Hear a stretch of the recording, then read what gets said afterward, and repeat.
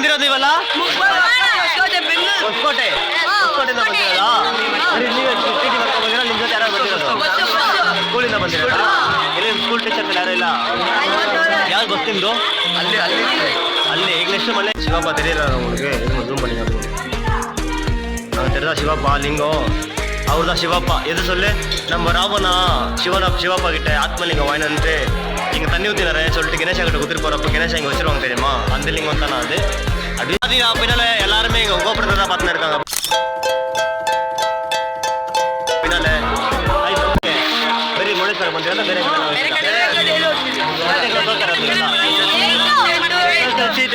Okay ಯಾಕೆ ನಮ್ಮ brothers ಎಲ್ಲ ಇಲ್ಲಿಂದ ಇಲ್ಲಿ ಫೋಟೋ ಹಿಡಿತಾರಪ್ಪ ನಾವು ಆ ಕಡೆ ಹೋಗೋಣ ಇಲ್ಲಿ ಎಲ್ಲರೂ ಫೋಟೋ ಹಿಡಿತಾವ್ರೆ.